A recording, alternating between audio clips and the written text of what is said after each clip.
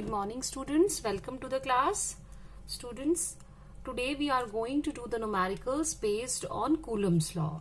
As you people have already done Coulomb's law, I'm just giving you the little recap of this, and after that we are going to solve the numericals. Okay.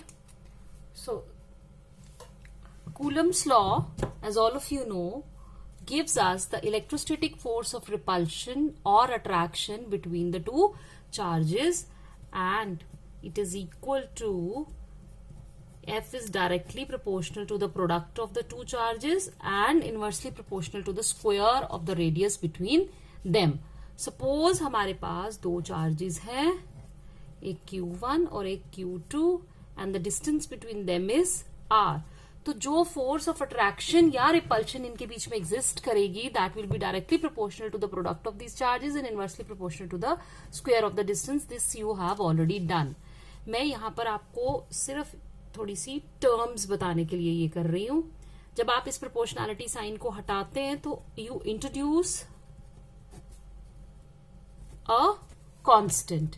This constant is known as Coulomb's constant और electrostatic constant. ठीक है. अब ये जो constant K है, इसकी value depend करती है on the system of unit and the nature of the medium. तो हम अगर सीजीएस सिस्टम की बात करें तो इन सीजीएस सिस्टम ये K किसके बराबर हो जाता है? 1 के.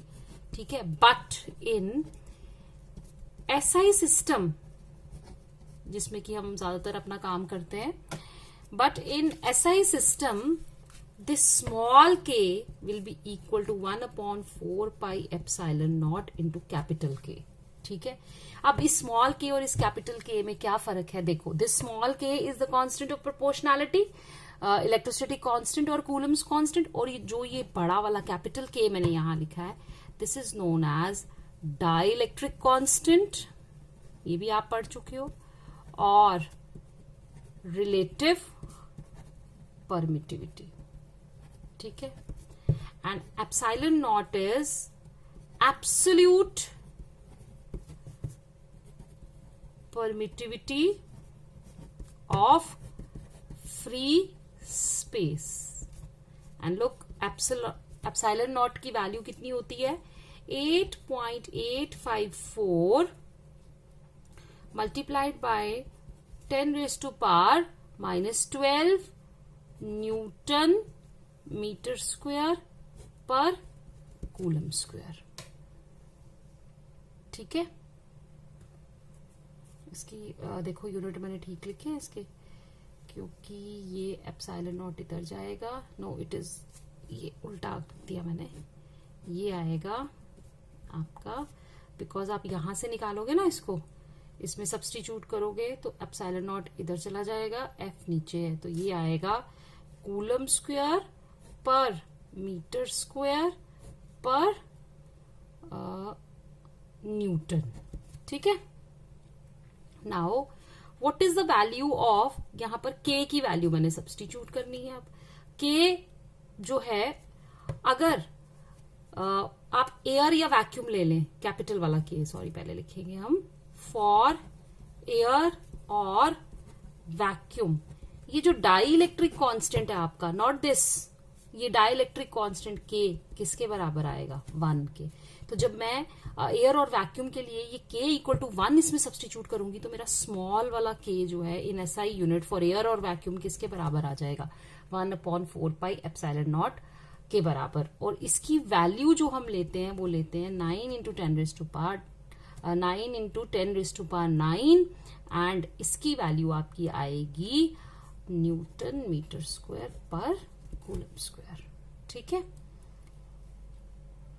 समझ में आ गया ना ये आपको कि ये वैल्यू जो है वो कैसे आई? अब देखो, ये तो एयर और वैक्यूम के लिए है. अगर आप कोई मीडियम चूज कर ले, ये सिर्फ टर्म्स हैं जो मैं आपको बता रही हूं यहां पर, कि if the medium is other than air, तो बताओ, अगर मीडियम जो है वो एयर ना हो, कुछ और हो, तो तब आपकी स्मॉल के की वैल्यू क्या हो जाएगी, 4 पाई एप्सिलॉन नॉट इनटू कैपिटल के। ये जो कैपिटल के है फिर यहां पे ये हो जाएगा dielectric constant of the medium, उस मीडियम का डाइइलेक्ट्रिक कांस्टेंट, और इसको हम रिलेटिव परमिटिविटी भी कहते हैं। क्या कहते हैं, रिलेटिव परमिटिविटी। अब देखो रिलेटिव परमिटिविटी होता क्या है, बड़ी बार हम लोग फिजिक्स में रिलेटिव टर्म्स का इस्तेमाल करते हैं, रिलेटिव वर्ड का इस्तेमाल करती हूं मैं। रिलेटिव का मतलब होता है with respect to some other thing, relative permittivity of the medium. ठीक है, इसको हम एक्सप्रेस कर सकते हैं के से या एप्सिलॉन आर से। It is equal to the permittivity of the medium with respect to the permittivity of absolute permittivity of free space, यानी विद रिस्पेक्ट टू किसी चीज के विद रिस्पेक्ट टू करना है, तो वो आ जाएगा आपका एप्सिलॉन अपॉन एप्सिलॉन नॉट। मतलब relative permittivity of the medium is equal to relative epsilon upon epsilon naught, where epsilon is the permittivity of that medium, उस मीडियम के अंदर परमिटिविटी, और एप्सिलॉन नॉट होता है परमिटिविटी ऑफ फ्री स्पेस, और epsilon naught या R को हम रिप्रेजेंट करते हैं किससे, रिलेटिव परमिटिविटी से। तो बताओ यहां पर मुझे, यहां से हमारा ये जो ये निकला एप्सिलॉन निकला, ये किसके बराबर है, कैपिटल के और एप्सिलॉन नॉट।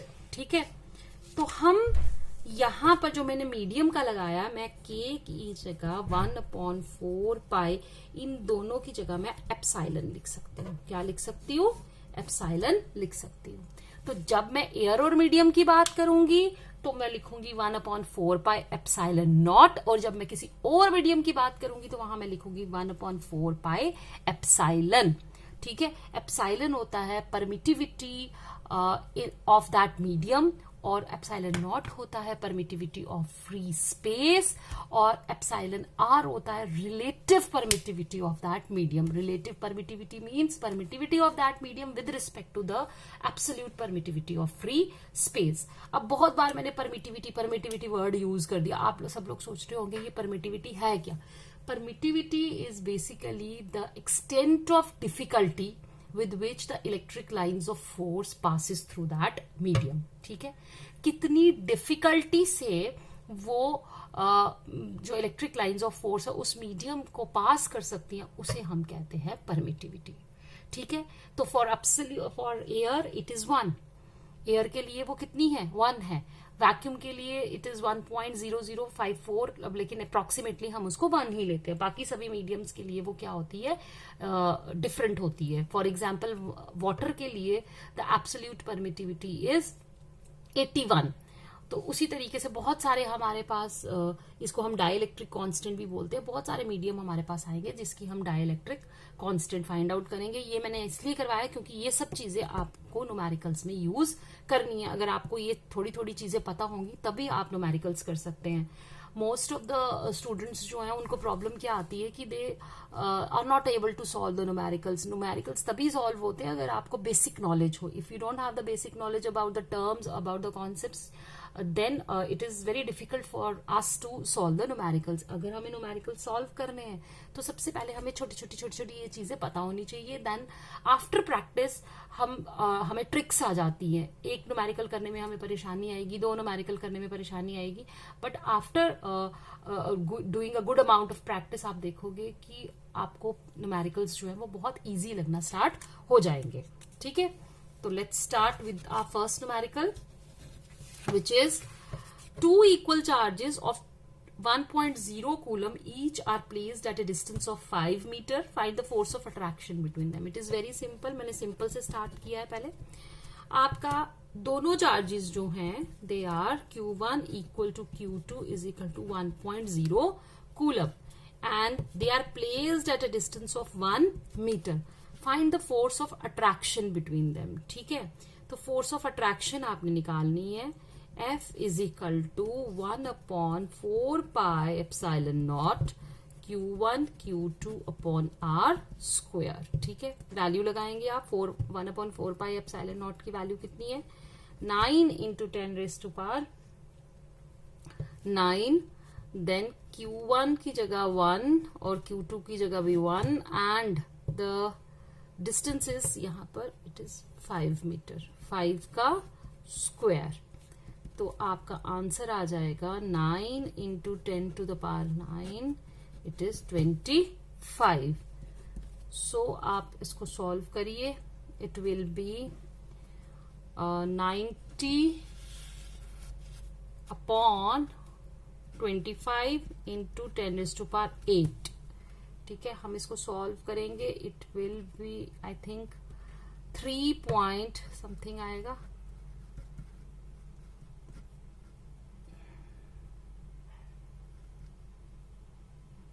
यहाँ पर आया आपका 10 एंड दिस इज 8 और ये 15। ठीक है, तो 25 6। ठीक है, तो आपका आंसर आएगा 3.6 into 10 to the power 8 newton. मैं कैलकुलेटर का इस्तेमाल नहीं करती हूँ, you are allowed to use the calculator during your exam, so let's come to the second question.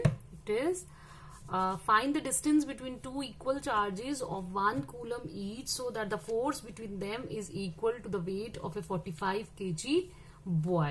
ठीक है, तो आपके पास दो चार्जेस है यहाँ पर भी, Q1 equal to Q2 is equal to 1 coulomb और force between them is equal to the weight of the 45 kg boy. ये जो 45 kg आपको दिया हुआ है ये मास दिया उसका, तो वेट का फॉर्मूला आपको पता है क्या होगा, mass into acceleration due to gravity. ठीक है, 45 इंटू 10 इट इज 450 न्यूटन। तो ये हमें पता चल गया कि फोर्स कितनी है, क्योंकि फोर्स दी हुई है the weight of a 45 kg boy. ये 45 kg उसका वेट नहीं है, हम लोग बोलते हैं कि मेरा वेट 45 है, but 45 kg is not the wait, it is basically the mass. तो हम उसको जी के साथ मल्टीप्लाई करके then we will calculate the wait that is in Newton's. उसके बाद में distance we have to find out. सबसे पहला काम हमारा न्यूमेरिकल में यही होता है कि क्या हमें दिया गया है, क्या हम उसमें से निकाल सकते हैं और क्या हमें पूछा हुआ है। Then we will write down the formula, that is 1 upon 4 pi epsilon naught Q1 Q2 upon R square। ठीक है, ये फोर्स हमें दी है 450, 1 upon 4 pi epsilon naught की वैल्यू हमें पता है 9 into 10 raised to power 9 और चार्जेस कितने हैं 1 into 1 and this we have to find out। ये हमें फाइंड आउट करना है। तो हमारे पास आ जाएगा, यहां से मैं आर स्क्वायर इधर ले जाऊंगी, 9 into 10 raise to power 9 upon क्या आएगा 450। ठीक है, तो ये मुझे पता है 9 क्या होता है 5 सा 450, तो मेरे पास आया 1 upon 50 into 10 to the power 9। अब 1 अपॉन 5 किसके बराबर होगा, इट इज 0। हम ऐसे भी कर सकते हैं, आसान तरीका बताऊं आपको, यहां से आप 2 0 उधार ले लो, क्या आया 100 अपॉन 50 और इधर कितने 0 बच जाएंगे 10 की पावर 7, क्योंकि 10 की पावर 9 थे, इसमें से मैंने 2 ले लिए, ये मुझे पता है। तो आपका आंसर आएगा 2 into 10 raise to power 7 newtons. ठीक है, और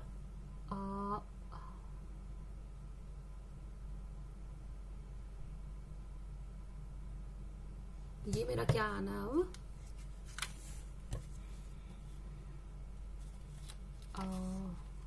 देखो आप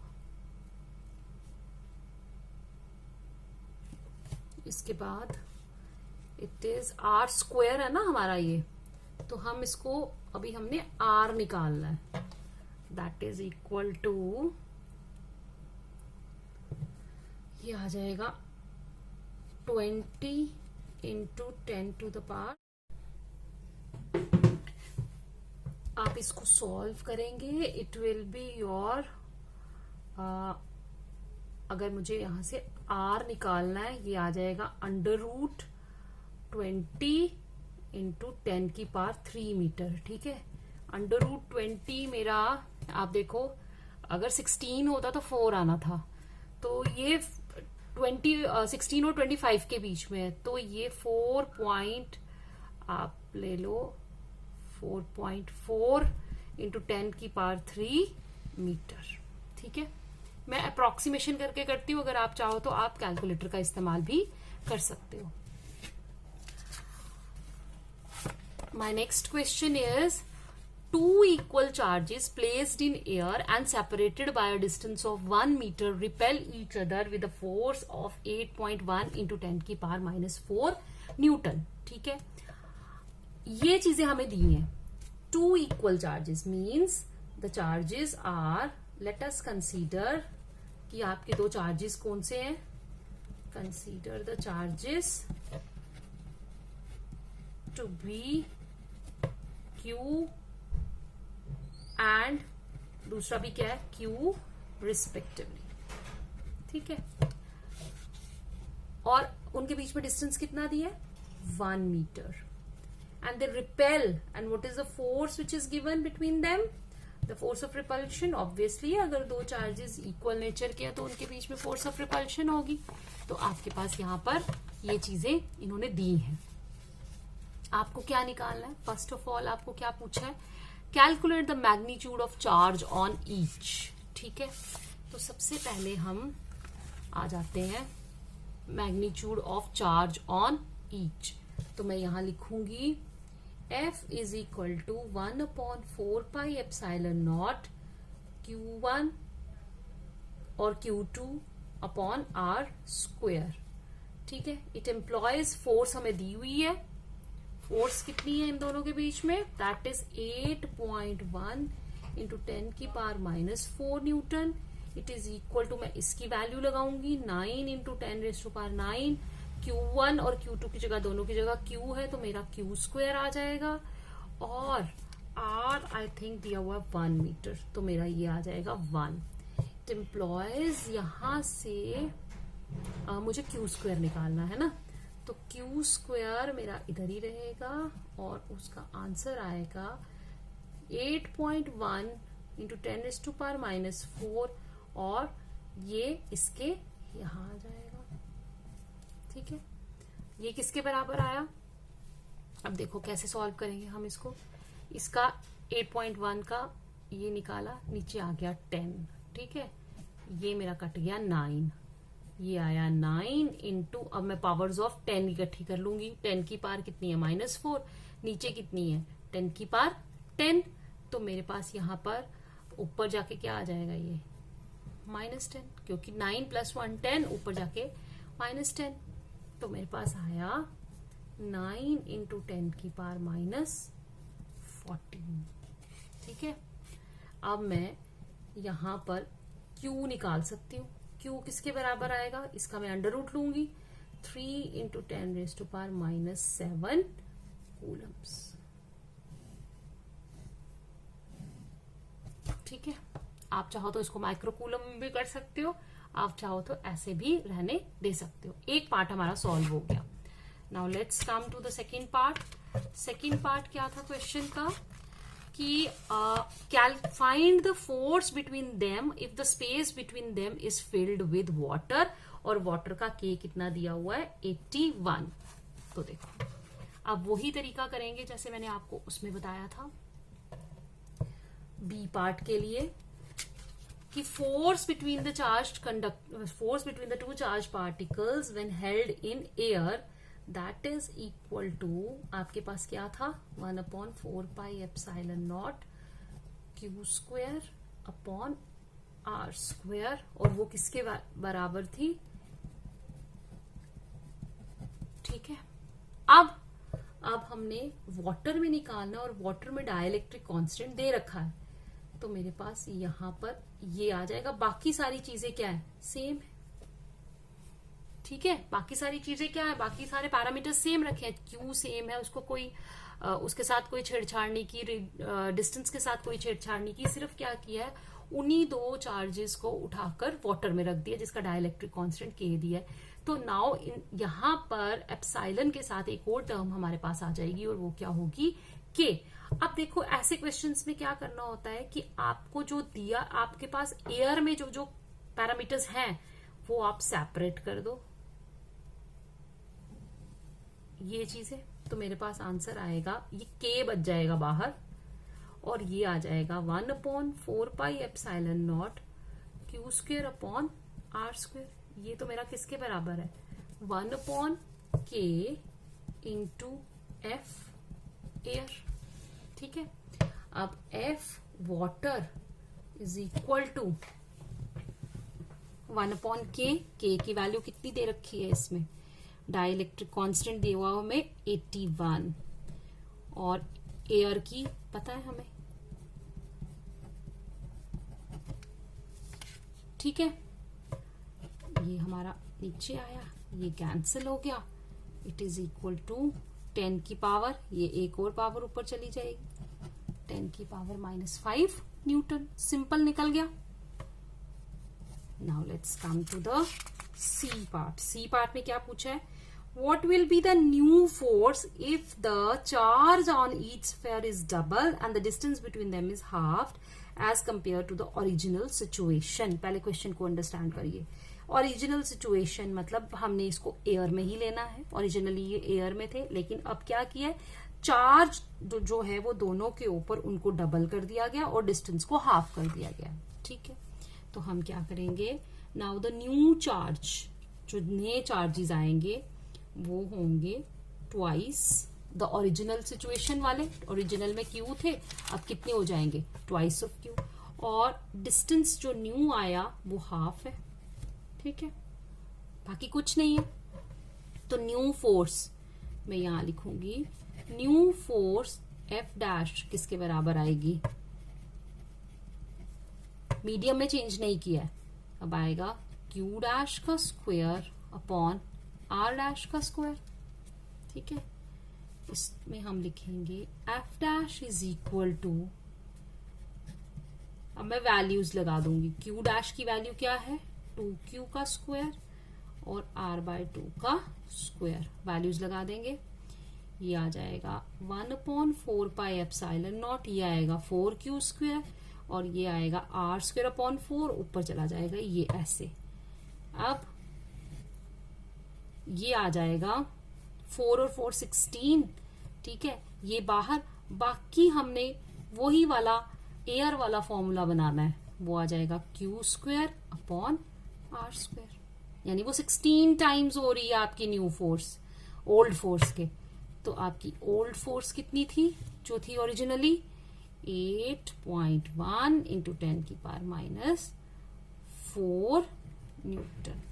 ठीक है, तो बस यहां से हम इसको मल्टीप्लाई कर लेंगे 16 को 8.1 के साथ और इसमें आप ये वैल्यू डाल देंगे, 16 टाइम्स हो जाएगी ना ये, तो 16 और 81 को मैं यहां मल्टीप्लाई करूंगी, इट इज 161841269।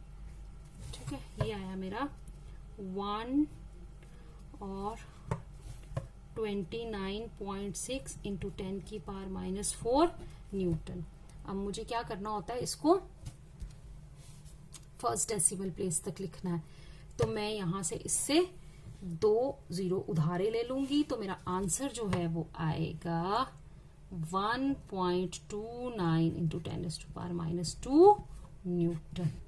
ठीक है, 1.29 इंटू 10 की पावर -2 न्यूटन। ये था हमारा पूरा क्वेश्चन। अगर आप स्टेप बाय स्टेप करेंगे तो it is not difficult. You people please try these questions at your home, you will not find any difficulty. इस तरह के सिमिलर क्वेश्चंस बुक्स में मिल जाते हैं, आप और क्वेश्चन सॉल्व करने की कोशिश करिए। ठीक है, now my next question is, two particles A and B having charges 8 into 10 to the power -6 coulomb and 2 into 10 to the power -6 coulomb respectively are held fixed at a separation of 20 centimeter where a third charged particle should be placed so that it does not experience an electric force। चलो जी, start करते हैं। दो particles हैं आपके पास, ठीक है। एक ले लिया मैंने सपोज ये ए पोजीशन पर और एक ले लिया मैंने बी पोजीशन पर। इन दोनों के बीच में डिस्टेंस जो है वो फिक्स्ड है, कोई कुछ भी आप इसका नाम रख ले, लेट अस से आर है। ए पे सपोज मैंने रखा है 8 इंटू 10⁻⁻⁶ और दूसरे बी पे रखा है मैंने 2 इंटू 10⁻⁶ कूलम, ठीक है। ये two particles A and B charges having charges, A पे कितना है 8 इंटू 10⁻⁶ और बी पे कितना है 2 into 10⁻⁶ are held fixed at a separation of R, और आर कितनी है हमारी, सपोज इट इज यहां पे दिया हुआ 20 centimetre. Where a third charge particle should be placed so that it does not experience an electric force. तो हम तीसरा चार्ज पार्टिकल कहां पे रखें ताकि उस पे कोई भी फोर्स वो एक्सपीरियंस ना करे। तो सपोज मैंने वो जो ये मेरा Q1 आ गया, ये क्या आ गया Q2 आ गया। सपोज वो चार्ज पार्टिकल मैंने कहाँ रखा है, यहां पर, और इस ये बीच में रख दिया इन दोनों के। यहां से इसका डिस्टेंस मैंने ले लिया x, तो पीछे जो बच गया यहां से यहां तक वो कितना होगा 20 - x, ठीक है। कह रहा है कि ऐसे डिस्टेंस पे हमें लेना है कि इसके ऊपर जो फोर्स है वो जीरो हो, मतलब it does not experience an electric force. ऐसा तो हो नहीं सकता कि ये चार्ज पार्टिकल जो है वो इसके कारण कोई फोर्स एक्सपीरियंस नहीं करेगा, करेगा, इसके कारण नहीं करेगा, करेगा, दोनों के कारण वो इंडिविजुअली फोर्स एक्सपीरियंस करेगा। अगर तो ये हमारा पॉजिटिव चार्ज है, ठीक है, तो ये भी पॉजिटिव चार्ज है, तो इसके कारण ये जो फोर्स होगी, ठीक है, Fa, it will be like this, force of repulsion, ये भागेगा इससे। ये अगर पॉजिटिव चार्ज है और ये भी हमारा पॉजिटिव चार्ज है, तो ये वाला चार्ज फोर्स एक्सपीरियंस कर रहा है, हमने इसकी डायरेक्शन देखनी है, ये अपनी जगह पे फिक्स है, तो ये वाला चार्ज जो है इसके कारण क्या करेगा, फोर्स एक्सपीरियंस करेगा, और फोर्स के कारण उसकी डायरेक्शन चेंज होगी, क्योंकि फोर्स रिपल्सिव फोर्स है इसलिए ये इससे दूर भागेगा, तो Fa की डायरेक्शन ये आएगी। अब ये वाला चार्ज इसके कारण, ये Fa 0 नहीं होगी क्योंकि ये कुछ चार्जेस हैं, इसकी भी कुछ वैल्यू होगी, इसकी भी वैल्यू, इनके बीच में डिस्टेंस है, फाइनाइट डिस्टेंस है, फाइनाइट चार्जेस है, तो there will be definitely there will be the definite value of Fa। अब B के कारण भी ये फोर्स एक्सपीरियंस करेगा। अगर ये पॉजिटिव है और B भी पॉजिटिव है, तो फोर्स ऑफ रिपल्शन जो होगी वो इस तरह होगी, Fb, ये फोर्स होगी हमारी। मीन्स कि चार्ज Q जो है वो A के कारण भी फोर्स एक्सपीरियंस कर रहा है, B के कारण भी फोर्स एक्सपीरियंस कर रहा है, लेकिन ये फोर्स हमें ऐसी चाहिए कि ये दोनों फोर्सेस ऐसी होनी चाहिए कि जब हम इनका नेट सम लें तो ये 0 हो जाए। तो हमने इस थर्ड पार्टिकल को किसी ऐसी जगह पे प्लेस करना है ताकि जो Fa और Fb आए वो equal in magnitude, opposite in direction तो है ही है, डायरेक्शन तो उनकी ऑपोजिट है ही, आपको नजर आ रही है, तो अगर इनकी मैग्नीट्यूड भी बराबर हो जाएगी तो ऑब्वियसली इसके ऊपर जो नेट फोर्स है वो 0 हो जाएगी। तो then this charge will experience no force. दोनों के कंबाइंड इफेक्ट के कारण फिर वो कोई फोर्स एक्सपीरियंस नहीं करेगा, ठीक है। ये तो था अगर पॉजिटिव चार्ज लिया मैंने। अगर सपोज नेगेटिव चार्ज लेंगे तो भी वो ऐसा ही होगा, सिर्फ उस समय Fa की डायरेक्शन इधर हो जाएगी और Fb की डायरेक्शन इधर हो जाएगी। वाई, अगर ये नेगेटिव है तो Fa के कारण, ये अट्रैक्शन के कारण Fa इधर जाएगा, और अगर ये नेगेटिव है तो B के कारण, ये अट्रैक्शन के कारण Fb इधर जाएगा।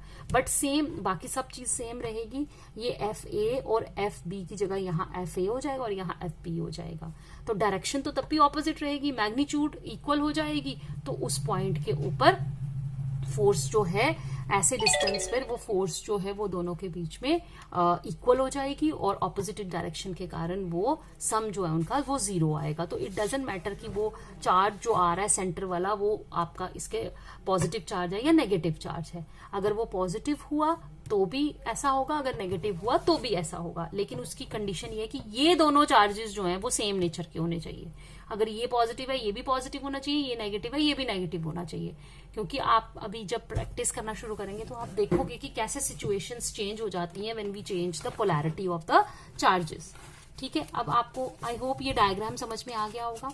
Now we will do the mathematical part. तो let the charge Q be placed at a distance x centimeter from Q1 and 20 minus x centimeter from Q2. ठीक है. Now Q will not experience any net force when FA, ठीक है, is equal and opposite, मतलब direction जो होगी, magnitude जो होगी वो इनकी बराबर हो, एंड मैं यहां लिख रही हूं ऑपोजिट इन डायरेक्शन. और आप जब न्यूमेरिकल करेंगे आप देखेंगे कि जब भी हम फोर्स के फॉर्मूले में ये लगाते हैं तो हम चार्ज नहीं लेते यहां पर, क्योंकि चार्ज जैसे पॉजिटिव है तो पॉजिटिव और नेगेटिव है तो नेगेटिव चार्ज उस समय हम लोग नहीं लेते. हम चार्जेस को पॉजिटिव ही रखते हैं, उनके साइन को हम कंसीडर नहीं करते, बिकॉज उनके साइन के कारण उनकी डायरेक्शंस जो है वो चेंज हो रही होती हैं. तो हम लोगों ने डायरेक्शन देखनी होती है उसमें. अब इसमें आपका F A and F B opposite in direction है, तो ये डायरेक्शन जो है वो खुद ही बता देती है कि ये पॉजिटिव था, या फोर्स की डायरेक्शन जो वो एक्सपीरियंस कर रही है वो खुद ही बता देती है कि वो पॉजिटिव था या नेगेटिव था. मींस कि जब हमने फॉर्मूले में Q1 और Q2 की वैल्यू लगानी है तो विदाउट साइंस लगानी है. तो अब आपके पास एफ ए का आ गया 1 ये एफ ए के कारण ये चार्ज कितनी फोर्स एक्सपीरियंस करेगा. ठीक है, ये आ गया Q1 और इनके बीच में डिस्टेंस कितना है x square 4 pi epsilon not Q2 और इनके बीच में डिस्टेंस कितना है 20 माइनस एक्स स्क्वायर. अब हम बाकी की वैल्यूज इसमें सब्स्टिट्यूट करेंगे. ठीक है, बाकी की वैल्यूज आ जाएंगी 1/4 पाई एप्सिलॉन नॉट Q और Q1 कितना था 8 इंटू 10⁻⁻⁻⁶. ठीक है, और अपॉन आ जाएगा आपका एक्स स्क्वायर. और ये कितना था 1/4 pi epsilon not Q2 into 10⁻⁻⁶. और ये था R मतलब 20 माइनस एक्स का स्क्वायर. ये और ये तो दोनों तरफ से कैंसिल आउट हो जाएगा, ये और ये और ये. ठीक है, जो जो कैंसिल होता है वो हम कर लेंगे. 2 से 4 होता है, तो हमारी इक्वेशन बनेगी 4/x square is equal to 1/20 minus X का स्क्वायर. ठीक है, अब हम इसको स्क्वायर रूट में लाएंगे. 2/x is equal to 1/20 minus X. मतलब आप देखो ना, इसको भी हम ऐसे करें.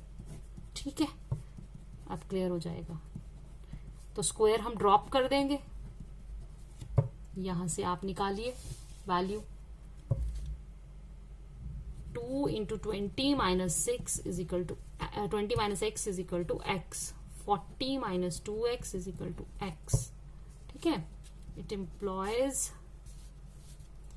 आपका आ जाएगा 40 इज इक्वल टू, ये यहां चला गया 3x. तो x किसके बराबर आया 40/3. तो हम जो दूसरा डिस्टेंस है वो किसके बराबर होगा 20 माइनस एक्स, यानी कि दूसरा वाला डिस्टेंस हम निकालेंगे तो वो आ जाएगा आपका 20/3. ठीक है, अब बताती हूं मैं आपको क्या है इसका मतलब.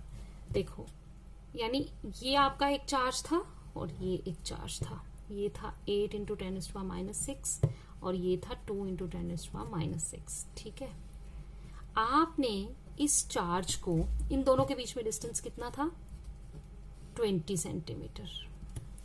आपने क्या किया, अब इसको आपने, ये जो थर्ड वाला चार्ज है, ये जो थर्ड वाला चार्ज है आपने रखा, ये यहां से इस चार्ज से वो कितनी दूरी पे है 40/3 की दूरी पर.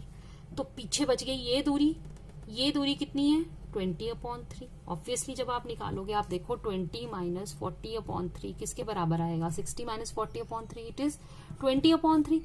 यानी कि ये चार्ज जब इस जो थर्ड वाला चार्ज आपने प्लेस किया है वो फर्स्ट चार्ज से कितना दूर होना चाहिए 40/3 सेंटीमीटर की दूरी पर, और दूसरे चार्ज से कितना दूर होना चाहिए 20/3 की दूरी पर। तब जाकर जो ये फोर्सेस एक्सपीरियंस करेंगी वो करेगा वो इन दोनों के कारण वो इक्वल एंड ऑपोजिट होंगी। तो यहां से आपने एक चीज नोट की कि ये जो चार्ज Q थर्ड वाला है ये ज्यादा क्लोज किसके है, इसके, और इससे क्या है वो दूर है। वैसे भी आपको देखो, अगर आप उस फॉर्मूले पे आओ जहां पर था ये चीज, ठीक है, ये दोनों फोर्सेस क्या होनी है, बराबर होनी है ना। ये देखो यहां पर आ गया हमारा 1/4πε0 Q इंटू 8 इंटू 10⁻⁻6 अपॉन ये आ गया मेरा x², और ये आ गया मेरा 1/4πε0 Q इंटू 2 इंटू 10⁻⁻6, और इसको मैं लगा लेती हूँ, सपोज मैं यहाँ पर y² ले लेती हूँ, ठीक है। अब ये दोनों बराबर रखनी है ना हमें, ये बराबर कब होंगी, अब देखो इसमें सारा कुछ जो है वो ये हो जाएगा, तो हमारी जो टर्म आएगी वो क्या आएगी 8, ये भी कैंसिल हो गया, ये भी कैंसिल हो गया, 8/x² is equal to 2/y², ठीक है। इनको अगर मुझे बराबर करना है, ये दोनों बराबर कब होंगी, सपोज हमें इनको बराबर करना है, तो अगर मैं x² को 8 रखूं तो जाके ये 1 आएगा, और y² को मैं अगर 2 रखूं तो ये 1 आएगा। यानी कि x² जो है, x जो है वो बड़ा होगा और y जो है वो छोटा होगा, तब जाके ये दोनों जो वैल्यूज हैं वो बराबर आएंगी।